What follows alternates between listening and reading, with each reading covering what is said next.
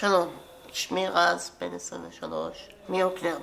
אני פונה אליכם בבקשה לקנות כיסא גלגלים חדש.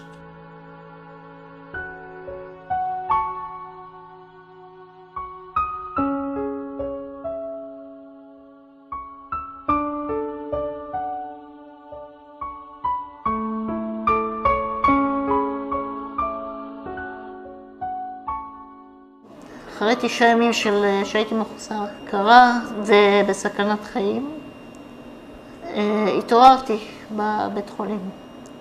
והדבר הראשון, כאילו ישר קלטתי, אני לא יכולה לזוז, קוראים לי, דיברתי איתך, היה לי הלו בראש, זה סוג של ברזלים, מונשם.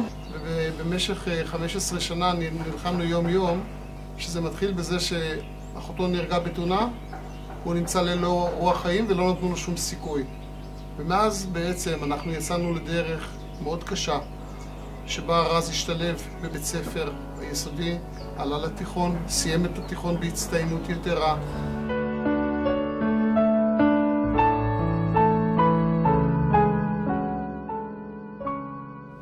אני לא מכירה עוד הרבה ילדים, בן 24 הילד, שיש להם כזה רצון אם להצליח בבגרויות, אם לתת שירות לאומי של 2 במצבו כפורץ דרך, המונשם הראשון שעושה שירות לאומי, עם הרצון ללכת להיות מורה דרך.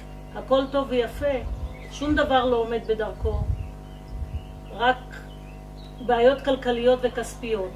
הכיסא הנוכחי לא מתאים לצרכיי ולמידותיי הנוכחיות. הוא נקנה לפני כעשור ואני צריך להחליף אותו, ופונה אליכם בבקשה לקנות חדש. אנחנו פונים אליכם, לא קל לנו. לא עשינו את זה מעולם, לבקש מכם להצטרף ולתת יד ולסייע ברכישת הכיסא על מנת שרז יוכל להגשים, כמו שהוא הגשים עד היום, את כל החלומות ופרץ גבולות. ואתם שם, חברים יקרים, פיתחו את לבכם ועזרו. אנחנו מאוד מודים לכם. תודה. תודה. עזרתכם לסיוע מימון כיסא גלגלים חדש היא כאוויר לנשימה. תודה.